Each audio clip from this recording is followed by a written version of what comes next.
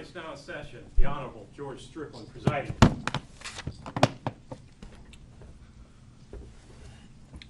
Okay. All right, everyone be seated, please. Good morning. Let's call the case. Your Honor, we are calling the case of 20 CF 703, People versus Carlos Acosta. The state is present. Assistant State's Attorney Ashley Romero, State's Attorney Patrick Bailey, First Assistant Randy Freeze, as well as the defendant Carlos Acosta and the attorneys Rebecca Lee and Jamie Bond. All right, and once again, good morning. I see we have our friends from the press here today. Same people who we had during the trial, the same rules during the trial will apply to this hearing today. So if there's any questions, let me know. All right, so we're here today, first of all, for hearing on post-trial motions. Defense, are you ready to argue? Judge, we filed our post-trial motion on February 14th. We don't intend to argue any further. The motion was fully briefed by the defendant and responded to by the state. All right, and it was a very thorough motion, and I do appreciate that. State, do you have any response to it? Your Honor, I did write a very comprehensive response as well. Given that counsel's not arguing, we will rely on our written response as well. All right, and I did receive and read the state's reply, and which was also, as Ms. Romero said, comprehensive, and I think fully embraced the issues that were in the case. And so, keeping in mind that I have ruled on all of these issues before, I will, in the context of the post-trial motion and my ruling on that, refer to some of them. But my failure to refer to any particular part of it should not be construed as my not having considered that, because I've considered everything in the pleadings from both sides. All right, so several things. One of the issues the defense raised was the reports from DCFS that were initially tendered regarding the rules and regulations of DCFS. We learned during, I think, the second day of the trial that they were superseded and had, to some extent, been changed. We took a recess. Those reports, everyone had the reports. The witness was still on the stand when we came back, and we went through all of the reports, all of the regulations as superseding the other regulations. The defense has argued that they were prejudiced by that.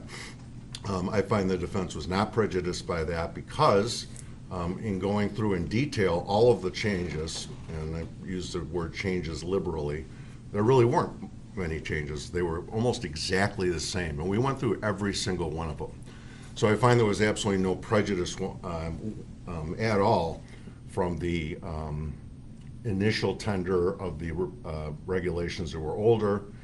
It was corrected, and there was no prejudice at all. Regarding the court's rulings on the different types of reports that I did pre-trial, the defense argues that some were improperly considered. The court was very detailed in its findings pre-trial, considering the hearsay objections to many of these reports. And there are different types of reports which have different evidentiary rules, and I did consider those independently of each other. So the foundation issue, because the defense does refer to the foundation, is not an issue because there was a foundation for all the reports. And I did indicate in my pretrial ruling that there would still have to be a foundation. I indicated how I would view those reports were they admitted into evidence, but the foundation had to be laid for them to be put into evidence. And the court finds that the foundation was in fact laid for the reports. Now, different types of reports. Medical records can be admitted under the medical records exception in prior case law, and they were with foundation and were considered properly by the court. One thing that I should have probably been clearer about, I ruled regarding police reports that the fact that a police report existed in a particular place, identifying whatever situation had happened, whatever fact pattern had happened in the past, was only going to be considered by the court, and only was considered by the court to the extent that the reports were available, the reports made allegations. I do not find that the state had to prove, and they did not prove, that what happened was alleged in the reports actually did happen. I don't know whether they did or didn't. There were police reports. They don't establish those things happen, but they are things that are required to be collected by DCFS in their investigation. And in this case, they were not. But I should have been clear when I was referring to what would have occurred during the hearing on this case had an action been filed in juvenile court, because I did mention some things in the police reports. I don't know that that evidence would have necessarily come in during the hearing, because the state would have had to call those witnesses and the court would have had to make findings about the credibility of the witnesses. I did mention those things, but I would note that in the context of what that hearing would have looked like, and what that hearing would have looked like was obviously extremely important to the causation issue here. I don't know whether they would have come in or not, but I do find that they were, while relevant, were probably pretty much collateral to the main issues in the case. The main issues in the case, the court found, came from evidence that was presented with foundation and considered in light of the hearsay rules. And when I'm referring to that, I'm referring to DCFS records that existed, and the court records which existed, which indicated the involvement of the family, when AJ was born, being drug addicted, being taken out of the home. The court considered the medical reports pursuant to that, which once again probably didn't have a tremendous amount to do with my ruling in the case. The court considered the prior conviction that Ms. Cunningham had for battery, which is public record and is admissible for the truth of the matter asserted. The court considered the observations made by Mr. Acosta at the McHenry Police Department, the observations made by him at the home, the statements which are made directly to him by both AJ and his mother, and his observations of the clothing that AJ was wearing, and also his observations about the home. And also statements which were made to him by the emergency room doctor, specifically indicating that AJ had accused his mom of harming him during her interview and examination, and that she had abused him with a belt. His observations, direct observations of the wounds to AJ, which were very clearly not caused by a dog.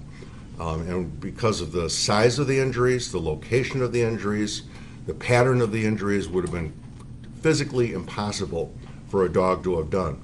Those were the main issues in the case that came in for the truth of the matter asserted, that came in with proper foundation. The fact that she admitted that she was a heroin addict, she had a history of heroin use, that she was using heroin withdrawal drugs, as was apparently her boyfriend, former boyfriend, who she was accusing to Mr. Acosta of stealing, possibly breaking into the house, but stealing her medication, which obviously would have showed to a reasonable person a significant concern about the stability of the home. And so the court finds that the court did view those exactly as I indicated that I was going to in my pretrial motions, and I'm confident that my rulings on those were correct based on significant case law and statute that apply to that type of evidence. There's another, not accusation, is the wrong word, claim that expert testimony was not properly admitted, that it wasn't expert testimony, and that prejudiced the defense. Regarding the DCFS supervisor who testified, she clearly was an expert on the DCFS rules. The foundation was laid for that. Frankly, the court could have taken judicial notice of the DCFS rules, because under the rules of judicial notice, the court can consider what is, as the appellate courts have said, evidence that is easily ascertained. In this case, these are governmental regulations which are published and are used by a governmental body. But be that as it may, she had the foundation to identify the rules and regulations of DCFS. And so regarding what the defense characterizes as expert testimony from the prosecutor who was in juvenile court. Number one, the witness was an expert. The witness obviously had substantial experience in the juvenile system, was a lawyer, practiced in the juvenile system, and much of what she said about how hearings are held, what the procedures in juvenile court, this court is aware of. The law says that judges are presumed to know what the law is, and I do know what the law is. I have been in juvenile court. I am familiar with what the statutes are, what the procedures are in juvenile court. So the only thing that was really in any way different than things that the court was already aware of would have been the personnel, how many people were assigned to juvenile court, who would have worked with DCFS if there was a complaint made, and that testimony, number one, did not have to be introduced pursuant to any form of expert testimony at all. Anyone can testify a procedure in an office, and that's what she did. Now, she was an expert, but even if she wasn't an expert, she didn't have to be to tell me that there was one prosecutor. The prosecutor would be available 24/7 to DCFS, that the prosecutor would file documents in court. Those are all things that she could have testified to, even if she wasn't an expert. But once again, she was in fact an expert. So the court finds that the post-trial motion, based on the rulings that I've just referred to, as well as the rulings I've already made in this case, that the motion, the post-trial motion, will in fact be denied. All right, so have both sides received the pre-sentence investigation? Yes, Judge. All right, State, do you have any additions or corrections to it? No, Judge. Defense, do you have any additions or corrections to it? No, Judge. All right, now I understand, and I've been in the email chain regarding witness testimony, being that we have extended media coverage, and I understand that the state intends to call 2 witnesses who are objecting to being videotaped, and I'm assuming that's still the right word to use in 2024. Judge, if I may, before we get to the media coverage issue, when we set this hearing, it was my understanding we directed the King County officer to be on Zoom to indicate whether the office had any addendums. Do we know if the probation officer from King County that prepared the PSI is available? I spoke with our court services yesterday, who was going to try to coordinate that to happen, so probably. We have no additions or deletions, but we haven't heard from the probation officer who authored the report. Okay, all right, and so being that there's no additions or corrections or controversy about the contents, whether we agree or disagree with anything that was said in those, we are in agreement that we don't need the probation officer here. Do we agree then? Both sides? The state doesn't have an objection. I've had no communication since setting this hearing with the probation officer, so I have no way of knowing if that the author of the report has anything additional to offer. Okay, well, that would only really be relevant to me if you had a addition or correction to the report, and it sounds like you don't. We do not. Okay.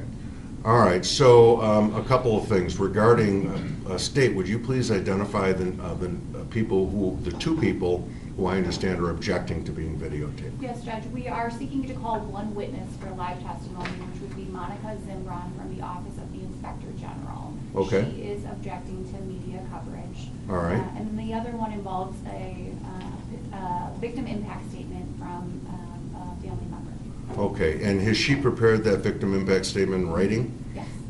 Has that been tendered to the defense? No, but I can do so. All right, so let's do that now, and I'm going to wait for the defense to read it and tell me if they have any objections to any part of it. If you could hand a copy up to me also. Sure.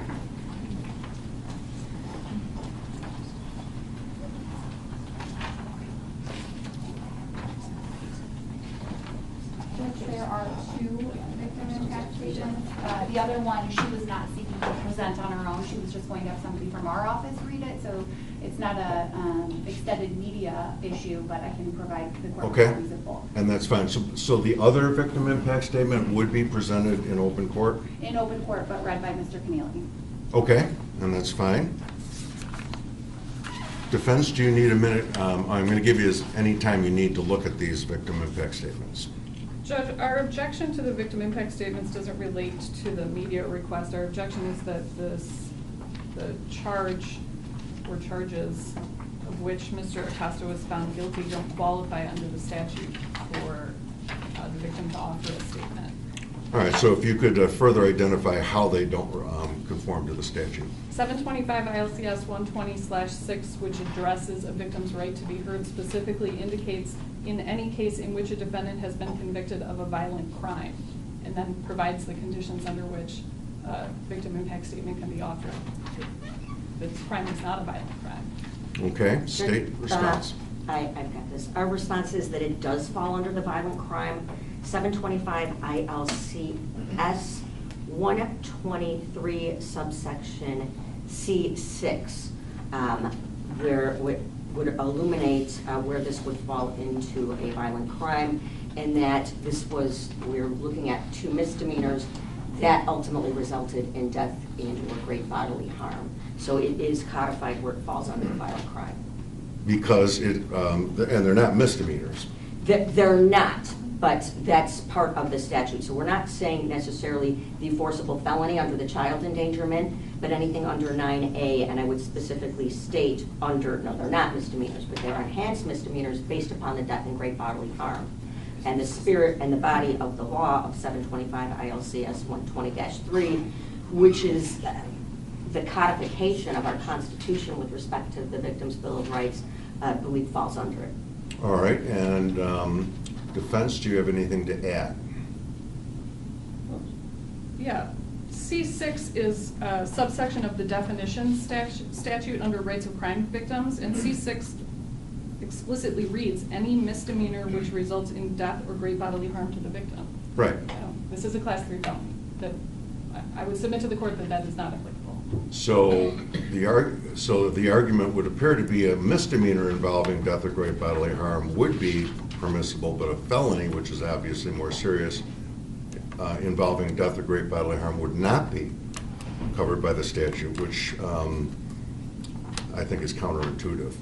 That is part of our argument, Judge. The argument, more summarily, is that the statute is incredibly explicit about what is allowed with respect to rights of crime victims. It specifically defines what victims have a right to be heard at sentencing, and that this charge does not qualify. Just a follow-up response. In the context of violent crime, as I've articulated that it does fall under that, the Act provides the trial court with the discretion to allow any persons impacted by the crime who are not even victims to make a statement. So it's certainly well within your discretion to allow them, and stating that this is a violent crime, the Act says shall allow one representative. Is reckless homicide specifically delineated, and I know that's not the charge here, but is that specifically delineated as one of the permissible offenses? It is, Judge. If you look at 120-3, it specifically makes a reference to any thing under 9, which would be murder, involuntary manslaughter, and reckless homicide. Certainly motor vehicle accidents are parsed out entirely separately and have less discretion. But anything under subsection 9 is part of 120-3/3. All right. Defense, anything else? No, Judge. All right. The reason why I bring up reckless homicide, and I figured that it probably was specifically delineated, the court obviously has to construe the intent of the legislature. Reckless homicide, wherein very commonly victim impact statements are given by the survivors or family members of the decedents, is allowed in a situation where reckless behavior caused an accident. In this case, the defendant has been convicted of reckless behavior which caused a death, which led to a death, and that was my finding during the case. So I find that the legislature intended that the victim impact statements would be allowed in this case. It's impossible to codify every single type of offense, and I don't think the legislature tried to do that. And so looking at the intent of the legislature, I will allow the victim impact statements in, but I will also at the same time consider them in the fashion that they should be considered. All factors that I rely on very heavily in my sentence I will delineate when I pronouncing it. Subject to that ruling then, Judge, we have no objection to the immediate objection of the family member who wishes to read their statement. Okay, so, press, we are not going, there's the victim impact statement, which will be read. Well, the victim impact statement, as read by Mr. Keneally in one situation, can be videotaped.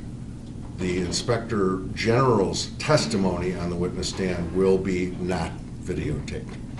Judge, if I could be heard on that, the defendant is objecting to there being no media coverage of that live witness testimony. It's our position there's no legitimate privacy interest of that government worker presumably testifying to the contents of the public document, the IG report that was generated as a result of the investigation. Okay, so I'm not sure you have standing to make that objection. I'm pretty sure you don't, actually. It's within the court's discretion. The Supreme Court rules is very clear that it's almost an irrebuttable presumption that the court has the discretion to determine whether testimony will be or will not be reproduced in any fashion, and I find that it's not necessary. And regarding the fact whether this is not depriving the press in any way of covering it, because the press is sitting right there, and I'm sure they'll be writing down whatever is said if they wish to cover it. So no one is being prohibited from covering or summing up what that witness says. So once again, that witness will not be videotaped. But I'm in no way putting any form of gag order on the press that it cannot be reproduced or referred to. Judge, may I just ask for clarification? Does this also include no audio? Everything shuts Correct. down? No audio or video. Okay. Thank you. And that was our representative from WBGM for the record. So. Does that include a still? Pardon me? Does that include a still photograph? Yes. Okay. All right. So that having been said, State, you can proceed with your aggravation. The state would begin by calling Ms. Braun. This is the first. Yes, this is the witness will not be. This is with she's with the Inspector General's office. Yes. So will not be videotaped, photographed, or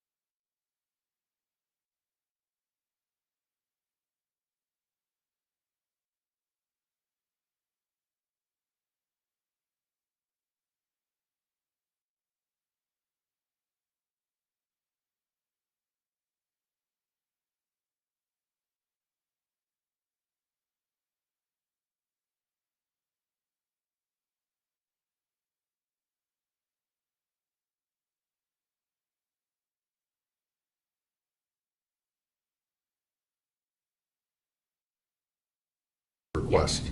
So this will not be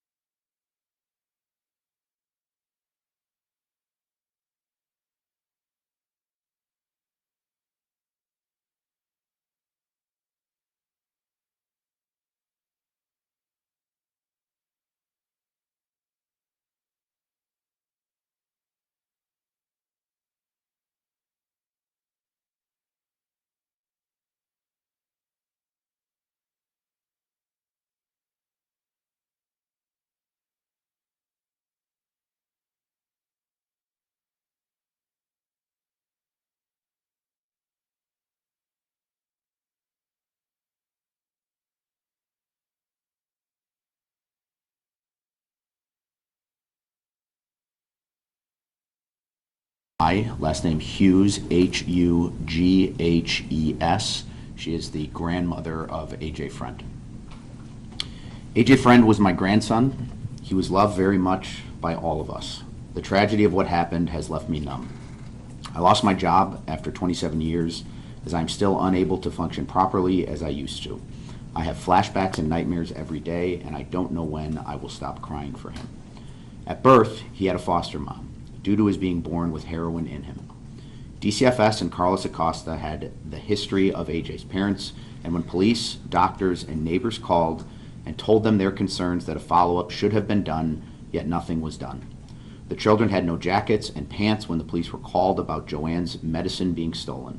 The doctor calling about the bruise. Her action should have been questioned, and her ability to parent, because it wasn't the first time AJ had been abused because of her heroin abuse. Shouldn't this have been a red flag? The children should have been removed from the house until an investigation could be done. This, in my opinion, was blatant disregard for AJ and his brother. If you had done your homework, you would have found out he wasn't in kindergarten, and due to the neglect, he would never see kindergarten, sports, prom, graduation, girlfriend, nor a marriage. Carlos Acosta was his child advocate.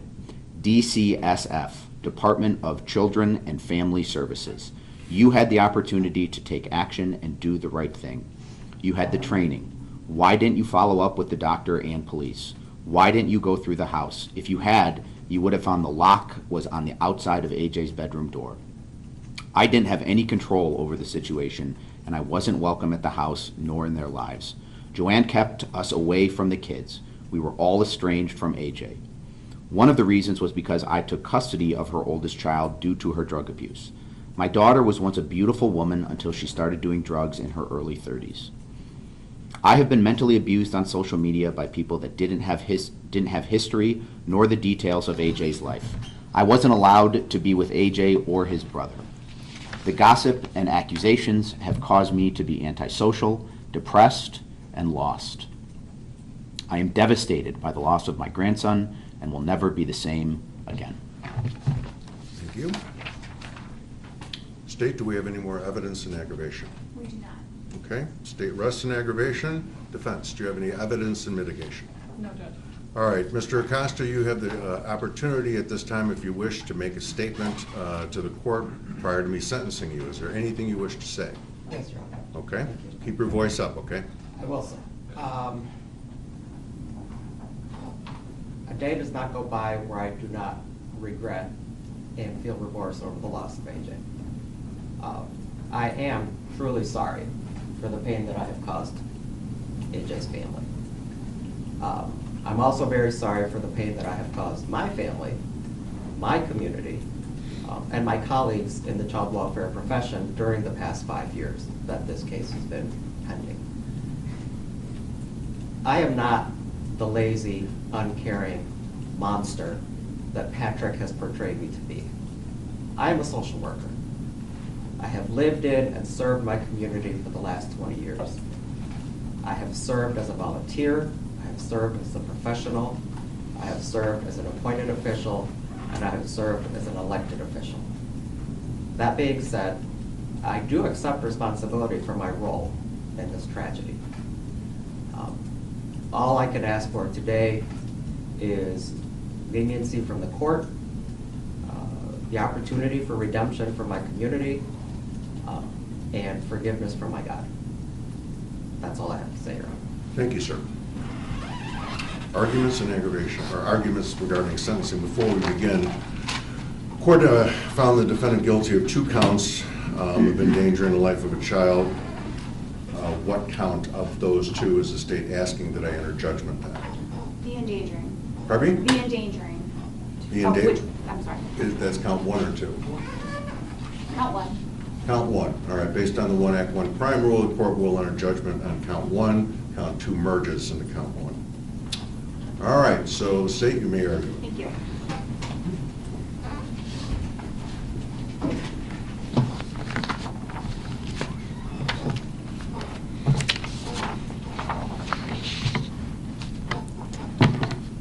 December 18th, 2018 should have been a new beginning for AJ Freund.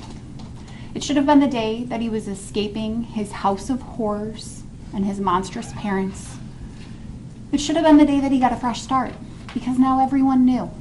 They'd seen the condition of that house. They'd seen the condition of his drug-addicted, lying mother. And most importantly, they'd seen the condition of his body with the clear, obvious signs of child abuse on it. So when that brave 5-year-old little boy mustered up courage and admitted that the bruise had come from a belt and that maybe mommy didn't mean to hurt me, well, those tiny, scared words screamed proof beyond any doubt that AJ had been abused and that he was in danger. He needed help. He wanted help. But the problem is that this guy got assigned the case. The child abuse investigator who couldn't have cared less. The one person who looked into these sweet eyes and saw nothing but a burden, an inconvenience. He's the same person who worked to quickly close this investigation by doing the least amount of work possible. Same person who worked harder at covering up the truth than he did at helping AJ that day. Because that's right, not only did he fail to do his job, but he prevented others from doing theirs by withholding information from people like Officer Shiba and Dr. Channon, people who so desperately wanted to help AJ that day. So instead of his fresh start, AJ got much worse. He got the defendant, who handed him right back into the arms of his abusers without doing a single thing to protect him. And as this court saw through those haunting, horrific videos, AJ would spend the next 4 months of his life, the last 4 months of his life, being tortured and abused. December 18th, 2018 wasn't AJ's new beginning, it was the beginning of his end. The end that this man had a duty to stop, but he couldn't be bothered. So today, the defendant's here to answer for his actions. He's here to answer for his criminal behavior. And as you're considering an appropriate sentence, I'd ask you to think back on a few things. I'd ask you to look back at the investigation in this case, the sham of an investigation that this defendant tried to pass off. Consider all of the things that he failed to do, all the things that he chose not to do, despite being required to. He chose not to go with AJ to the hospital that day, even though nobody knew where that bruise had come from, and everybody was really concerned with the mother. But no, he chose to just send AJ to the hospital with his mother. They'd figure it out there. He chose not to send AJ to a child abuse specialist, despite being required to do so, and despite being asked to do so. He chose not to send AJ to the CAC for a forensic interview. Again, despite being required to do so, and despite being asked to do so. He chose not to spend any meaningful time with Joanne or Drew before he handed those little boys back into their arms. He chose not to spend any meaningful time with AJ that day, the victim, the child who had clearly been abused. He chose not to get records, reports, substance abuse treatment. I mean, at this point, I think it's fair to say he chose to pretty much not do anything he was supposed to do. And those choices are so much more than choices. They're refusals. Refusals to investigate, refusals to do the job he was being paid to do. He's working with abused children, our most vulnerable, our most needy. And yet the amount of indifference, or better yet, let's use the defendant's word, apathy, the amount of apathy that this man showed that little boy, well, that cruelty doesn't warrant leniency from this court. And his defiance doesn't warrant leniency from this court. And Judge, it's not just the overwhelming list of things that the defendant chose not to do that day that make this case so egregious. It's also the lengths that the defendant went to cover up his criminal behavior and, more importantly, prevent anybody else from helping AJ that day. It sounds crazy, but it's the truth. Go back to this case, go back to this investigation, take a look at that C-sequence report. There are numerous examples of the defendant hiding evidence or manipulating his report to support his narrative that, hey, nothing's going on here, I'm done.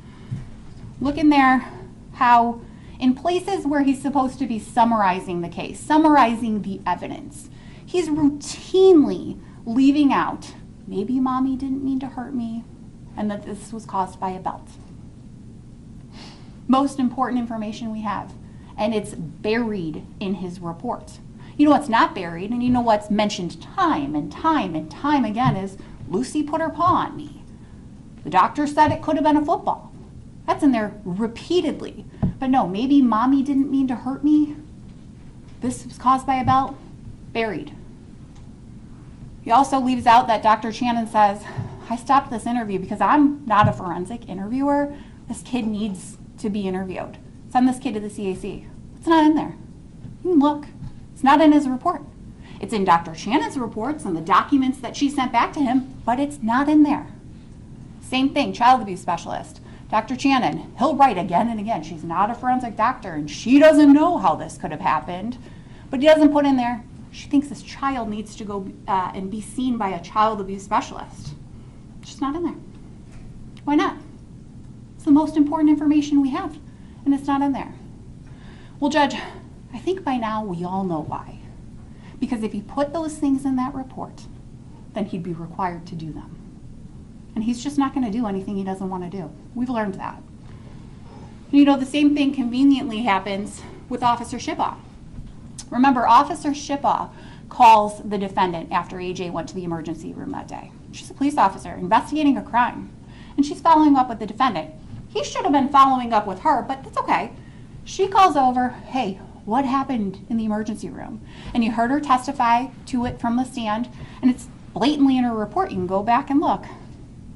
Carlos advised he'd spoken with a doctor who stated to him that she was not a forensic doctor and was unable to determine the cause of the bruise. She advised him it could have been from a dog, a football, a belt. She had no idea. Officer Shipaw then writes, Carlos had no additional information to provide. Nothing about the belt. Nothing about maybe mommy didn't mean to hurt me. It's a lie. It's a lie by omission. Same thing, nothing about the CAC, nothing about, hey, doc called, doc said, this kid's got to be seen by a child abuse specialist. I'm worried. Nothing about that. To the police officer who's investigating this case, why isn't he doing that? Well, he's doing that because then Officer Shipaw would have called CAC, scheduled an interview, and he might have had to go sit and watch it. Officer Shipaw would have said, hey, we should get a child abuse doctor to take a look at AJ. Well, he might have had to fill out some paperwork. Can't close the case that quickly. Judge, he worked harder at covering up the truth than he did on this entire investigation. It's appalling. He's got to be held accountable for that. And finally, I'd ask that you consider the defendant's character. And I'd ask that you consider some of the things that he said during his pre-sentence investigation as well as what he just said here. Contrary to what he said here, I don't think he's taking any responsibility for his actions. I don't think he thinks he's done anything wrong. Take a look at page 10, criminal attitudes and behavioral patterns. He said that he followed the department's procedures. I'm honestly shocked he has the gall to say that. After sitting in this courtroom for hours, days, of testimony from Carol Ruzicka, who went through his department's procedures and outlined thing after thing after thing after thing that he did not do. There was no argument about it. It was black and white. Did not do this. Required to do this. Did not do this. Days. We had to hear it for days. And then he had to sit through this court's ruling and hear Your Honor point out all the things that he didn't do. And yet he still has the audacity to sit here and pretend like he did his job. Judge, that's a joke. And it shows his utter lack of remorse. But he'd certainly like you to think otherwise, huh? As he sat here today and in his pre-sentence investigation, he thinks about AJ every day. He says in the PSI that he carries the weight of the entire county. And as he's talking about AJ, it's like he's fondly remembering the time that he spent with him. What, all of the 5 to 10 minutes? But take that aside. Let me ask you this. Do you think he was thinking those things, saying those things, when he showed up to the DCFS office after AJ died and he's wearing a middle finger earring? Do you think he's saying those things, thinking those things, when he goes down to the office of the Inspector General and they're going to interview him about his involvement in the death of a 5-year-old little boy? He's wearing the same earring. Don't kid yourself. The defendant doesn't hide who he is. He's shown you who he is. He's shown you by wearing that earring. He's shown you by choosing the password apathy as a child abuse investigator. His actions speak so much louder than any words he just said right now, Judge. He doesn't have remorse. In his head, somehow he's flipped the script and he's become the victim here, rather than the 5-year-old little boy who was brutally and heinously murdered because he didn't do a single thing to protect him. AJ suffered one of the most horrific deaths imaginable because this guy only cares about himself, because this guy didn't bother to do his job. Your Honor, you said it in your ruling. There is no job more important than a child abuse investigator. And I couldn't agree more. I have no doubt that that job is incredibly difficult. But just because it's hard, just because it's draining or mentally taxing, that doesn't mean that you get to stop doing it. It's a job. It's a choice, but it's a job. And nobody forced this defendant to take that job. Nobody forced this defendant to stay in that job. The sentiment that we've often heard is that child abuse investigators are so overworked and underpaid and we've got to do more. Well, Judge, that's not the evidence you've heard here. You didn't hear the evidence of a DCFS employee being so overworked. That's not what excuses his behavior here. And Judge, according to the PSI, 2019, the defendant was paid $100,000 a year from DCFS. Now, that's probably more than the average McHenry County resident at the time, the average police officer, teacher, both of which have incredibly important jobs as well. And I want to be clear, that's not me saying that child abuse investigators don't deserve to be well compensated, because they absolutely do. They are incredibly important, critical, crucial. If anything that we've learned from this case is their job is life and death. Absolutely. But to have a narrative that because he was so underpaid that it somehow excused his criminal behavior, that's just flat out wrong.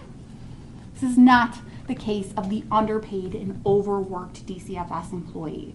This is the case of a defiant and apathetic DCFS employee. Somebody who had a job who outright refused to do it. That had consequences. Fatal consequences for AJ, and now there should be serious criminal consequences for the defendant. Through this investigation, the defendant couldn't be bothered to do even the bare minimum for AJ. He doesn't deserve a bare minimum sentence from you. Sentencing the defendant to probation would significantly undermine the seriousness of this case, and it would fail to deter others. I don't say it lightly, but we believe that this case demands a sentence in the Department of Corrections. Thank you. Thank you.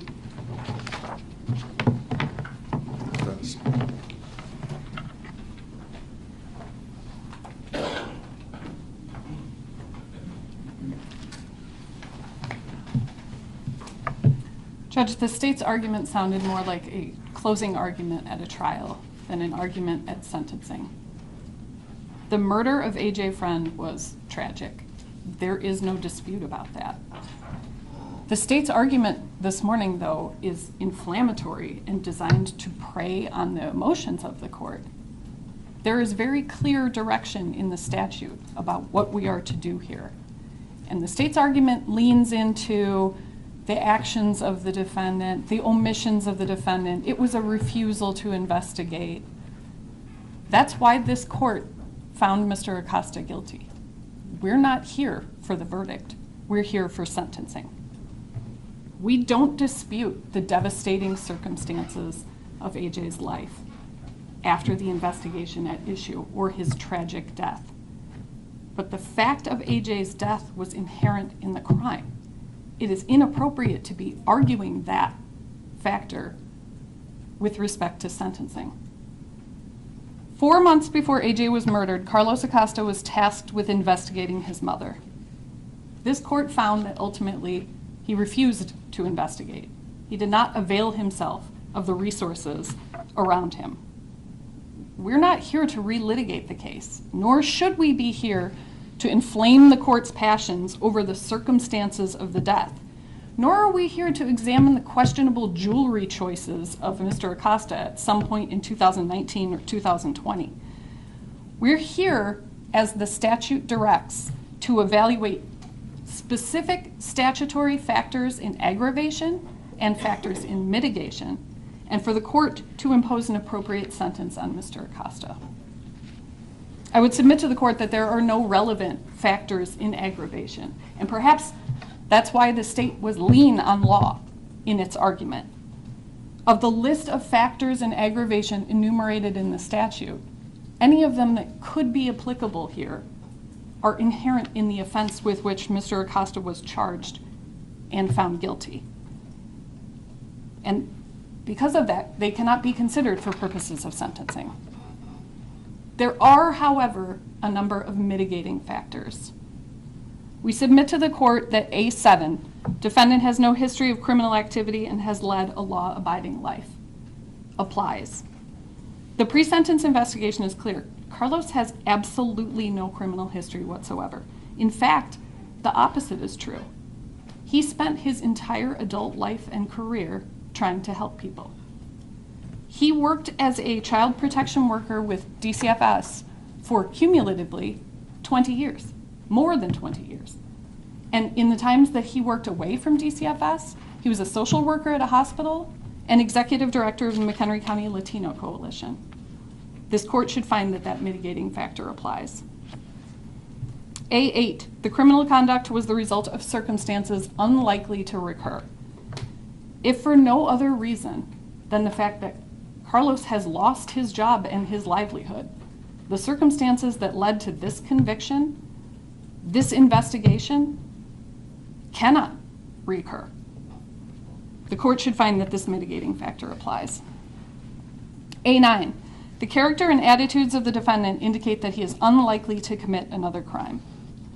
Carlos is 58 years old. He was a longtime child protection worker, a respected member of his community, an elected official. He has not otherwise ever had even a brush with the law.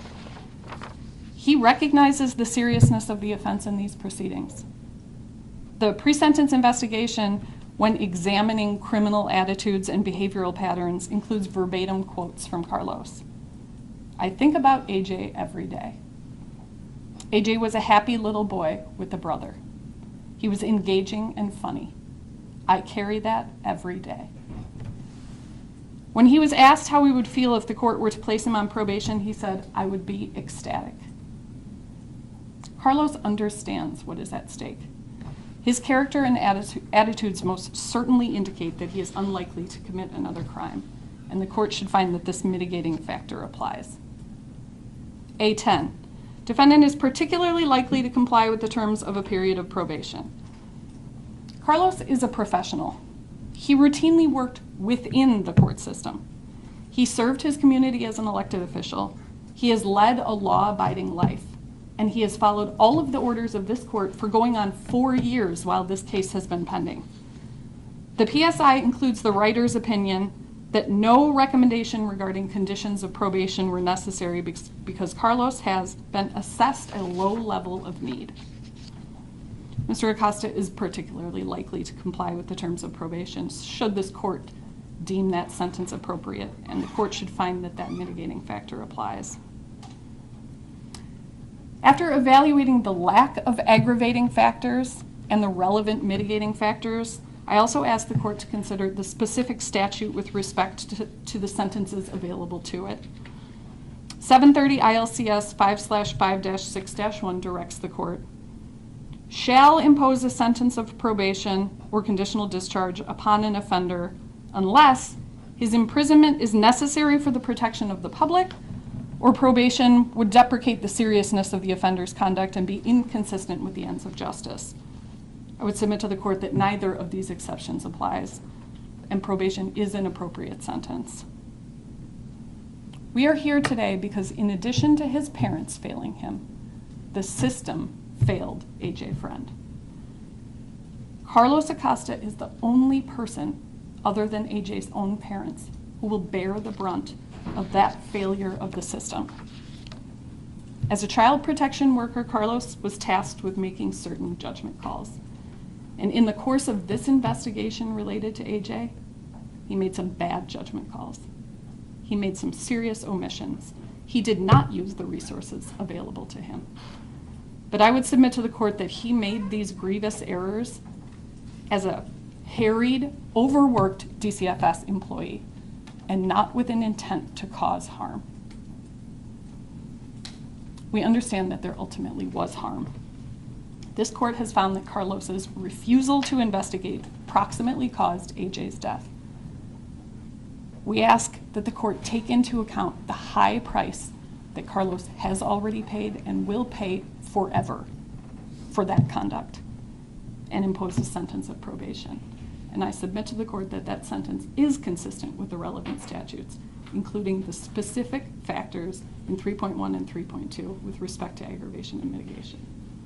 Thank you. Thank you.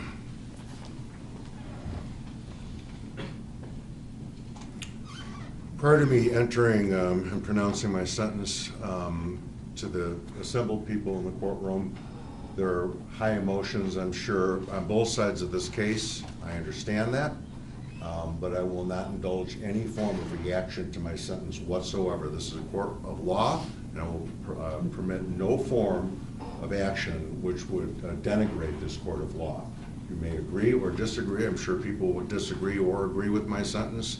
That is not my concern. My concern is that this be handled in a fashion befitting a court of law.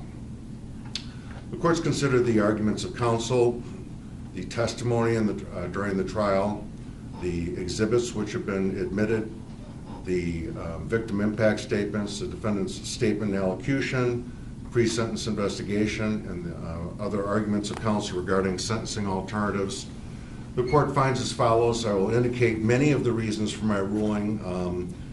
My failure to indicate any particular reason should not be construed that I did not consider it, because I've considered all of the facts in this case in light of both the statutory and non-statutory factors in aggravation and in mitigation. And I will try and be clear as to the reasons for my rulings. In mitigation, the court does find the defendant has led a law-abiding life. In mitigation, the court does find the defendant is likely to comply with any term of probation. The court does find that the defendant is highly unlikely to reoffend. And the court also does find that the circumstances of this case are unlikely to reoccur for obvious reasons, being that Mr. Acosta clearly is never, as a result of this conviction, ever going to have another job in this field. So the court finds those factors in mitigation to exist. The court would also note, as the defense correctly pointed out, that it will not consider any factor in additional aggravation that is contained as an element of the offense. The law does not provide that, and I will not do that. On the other hand, the courts are required to consider the nature and the circumstances of the offense in coming to the sentence. So it is within that purview that I am pronouncing my sentence, and I will discuss some of the factors that I've considered to be highly relevant in this case. but I am not considering them an additional aggravation, which would violate Illinois law. So the arguments in this case is, well, you know, sentencing and before, several of the things discuss Monday morning quarterbacking, second guessing. The DCFS workers have a hard job, they're overworked, and to indict and convict somebody and hold them criminally accountable for that is not appropriate, because it's a hard job and you're going to make mistakes. Part of that I agree with. It is a hard job. It's frankly, it should be a calling. So people talk about government work. It's nice to get government work.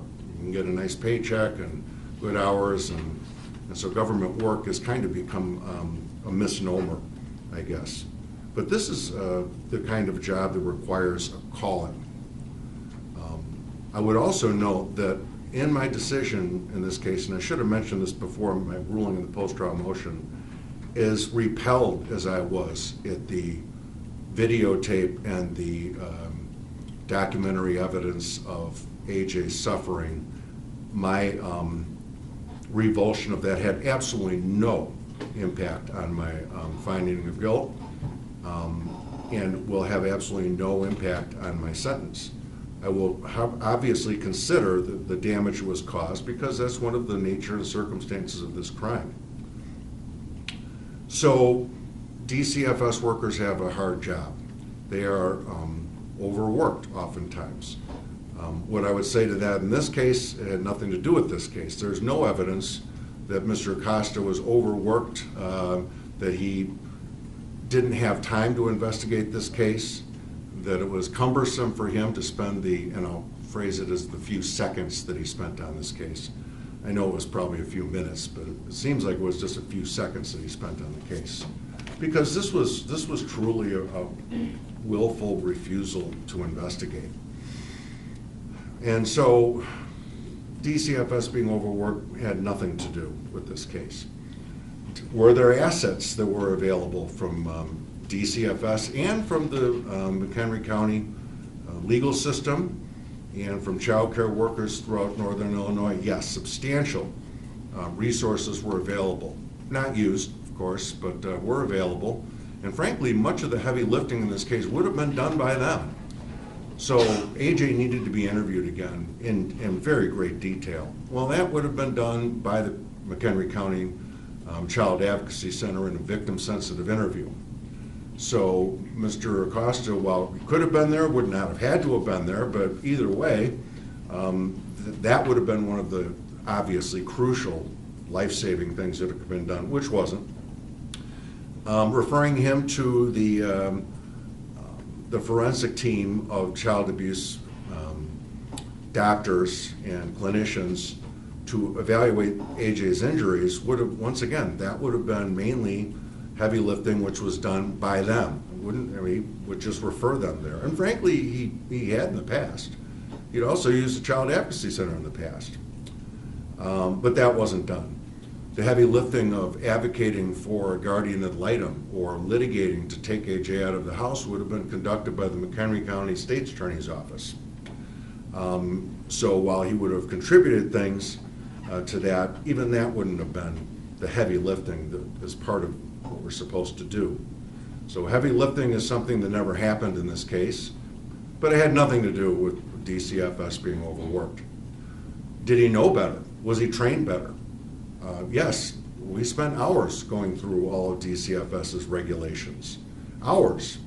I mean, really very detail-oriented recommendations, which he was trained on, which are published, which there are other people to guide him on if he has any questions, which he didn't do, but the guidance was there, the regulations was there, the requirements were there, and they were ignored. In acquitting Mr. Polovin, I indicated that he didn't do anything in this case. He was a supervisor, and so by no means does he or should he escape some form of vilification about what happened. But I couldn't tell what he knew, as I said, and when he knew it, because Mr. Acosta falsified his reports in a clear attempt to avoid having to do the heavy lifting. So all the resources were there for Mr. Acosta, and he just ignored them. And I have racked my brain trying to think of why. And to this day, as I sit here now, I still don't know why. It's inconceivable to me that this happened. And probably I'll never understand it. I do look, and I'm not going to put overly huge amounts of weight in the apathy in his cell phone as a code and the middle finger, but I don't ignore him either, because they're consistent with his attitude in this case. I more note them with interest because, like I said, I've been trying to figure out for a long time what could possibly have motivated him to refuse to act here. One of the things that I found curious, and I'm putting appropriate weight on this because it's a paragraph, there's two sides to every story, although each side is kind of set forth in the pre-sentence investigation on page 4. And speaking of any other terminations, he reported that in his job as a hospital social worker in 1996, he was terminated for insubordination. He explained that a situation arose in which a child had a psychiatric episode requiring him to be taken by ambulance to a psychiatric hospital. Because the ambulance refused to take the child without being accompanied by a hospital staff member, he was instructed to do so but refused. He explained that he refused because the hospital had already told him, as was previously stated, that they would not insure him if he left the hospital building. He said he felt that the hospital was asking him to do something that went against their own hospital policy. That is the kind of mindset we have here.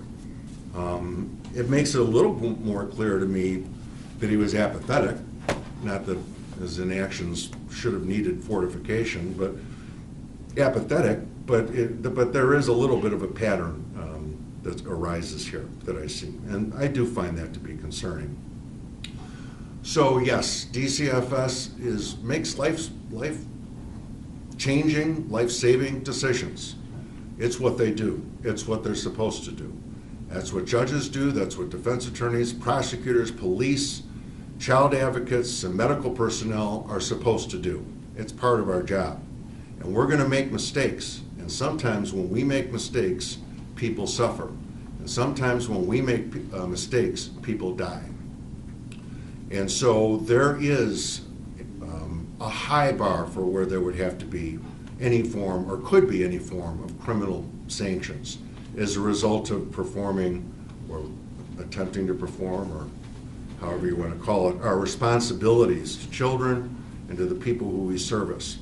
But it's a calling, it's a duty, and there is no higher calling and there is no higher duty, there is no higher responsibility. Were there not to, and so I think there is sort of an unwritten presumption that there would not be any form of criminal retribution, despite the fact that people will die sometimes. But if I were to say that, to apply that kind of an unwritten presumption to this case, then there would be no low bar. There would be no lack of our duties worse than ignoring what was supposed to happen for AJ here. And there has to be a bar.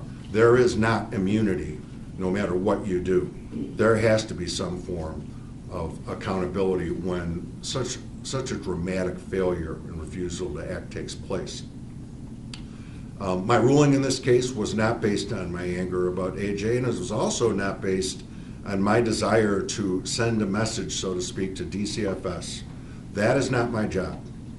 My job is to rule on the evidence as I see it as a judge. And I would also note at sentencing, my revulsion of what happened to AJ is not going to factor into my sentence in this case. Judges are required to consider both sides, factors in aggravation and mitigation, and are required not to act as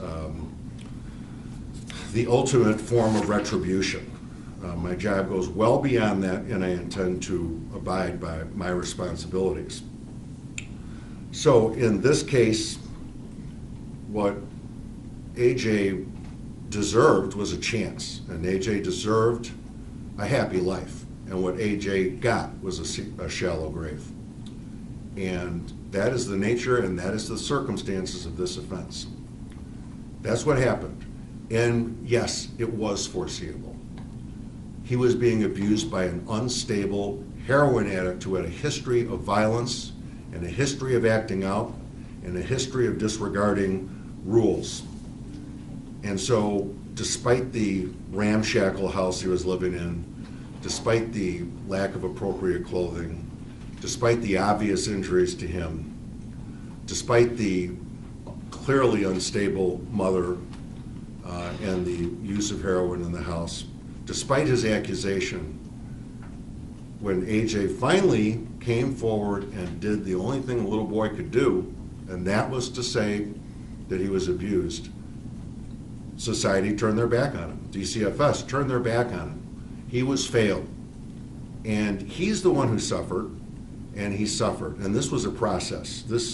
One of the things that was relevant about the evidence about what Ms. Cunningham did to AJ in the last days of his life really went to the fact that if he had been given a guardian ad litem, even just a guardian ad litem, but left in the house, would Ms. Cunningham have started to abuse him? Because you can see there's an injury on him in one of the videotapes, clearly not the day he died. He would have been being checked on. She shaved his head, which is another warning factor the expert witness talked about. Somebody would have been coming into the house and asking about these things, and would have been looking for these signs. And there would have had to have been accounts given by Ms. Cunningham to the questions which would have been asked and would have been required by our guardian ad litem, with the judge overseeing it. More likely, AJ would have been taken out of the house for some period of time, maybe permanently. This was a process that AJ went through of suffering, and one of the things that's truly horrifying, and this was something really more indigenous to Ms. Cunningham, her fixation with deciding to memorialize AJ's suffering, because apparently it wasn't enough just to make AJ suffer. She apparently wanted to be able to remember it or have other people share in her glee at torturing AJ. And so I wonder if she would have been so willing to videotape what she was doing to AJ, and maybe that would have taken some of the joy out for her. But if there was somebody looking in on her all the time, I tend to doubt many of these things. She would have felt safe doing many of these things. And so at the end of the day, AJ suffered. Society ignored him. DCFS ignored him. Mr. Polovin ignored him. And worst of all, Mr. Acosta ignored him. Whatever my sentence is, and one factor in aggravation that does apply is the need to deter others. So do I think in any way that this would stop people from working for a DCFS? Absolutely not. If it stops somebody who is unwilling to do something more than just the quote-unquote government work, if it stops somebody who will refuse to do their sworn duty, if there's somebody who feels that it's okay to falsify reports, then I hope that they don't apply to DCFS. But I don't consider that to be the case at all. DCFS workers have a hard job. They want to do their job correctly. They're human beings like everybody else. And so I don't consider that my sentence would deter others. On the other hand, we do have to understand that our actions have consequences, and when we have heightened duties where child welfare is implicated, we simply have to fulfill those duties. It's a calling, it's a responsibility, and it's a duty. And it is not negotiable, and the failure to do that will not be abided by this court. So in considering all of the factors in aggravation and mitigation, and based on what I've said here today, it is the sentence of this court that Mr. Acosta will first of all be placed on probation for a period of 30 months. Second of all, it's ordered by this court that the defendant shall immediately remand to the custody of the McHenry County Sheriff to serve a sentence of 6 months in the McHenry County Jail. Third of all, I'm going to order that he make a contribution to the McHenry County Children's Advocacy Center of $1,000. Fourth of all, I'm going to require that he perform 200 hours of public service. I'm going to require that he pay the court costs of this case, which the court finds are statutorily authorized, and he will be submitted to submit DNA pursuant to statute. In coming to my sentence, I am looking at the collateral consequences that Mr. Acosta has suffered. And once again, it is not my job to merely carry out vengeance. As emotional as this job is for people, it's not my job to be an avenging judge, and so I'm not going to do that. But at the same time, I will consider the fact that he has been shamed. He's lost his job. He'll never work in this area again, and he's now a convicted felon. But that in and of itself is not enough, which is why I've ordered his incarceration. So, you have 30 months to pay the court costs in this case, Mr. Acosta. Are you going to get that done? Judge, I believe there's bond to be applied. Bond will be applied. All right, bond will be applied. Mr. Acosta, if you wish to challenge the sentence of this court, you need to file a written motion to do so within the next 30 days, setting forth all of the reasons why you feel that you should be entitled to a different sentence. Any reason that you fail to put in your motion could be considered to have been given up by you or waived for the purposes of appeal. If I granted your motion, you could potentially be entitled to a different sentence. And if I denied your motion, you would have 30 days to file a written notice of appeal to the Second District Appellate Court. If you were unable to afford an attorney for that purpose, one would be appointed for you free of charge. Do you understand your rights, sir? Yes. All right, please take him into custody.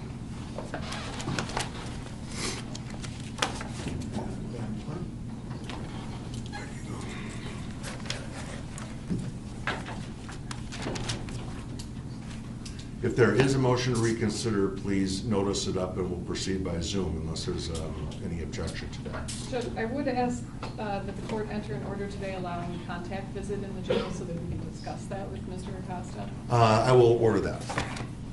State, do you have anything else? Yes, Judge. Okay, thank you.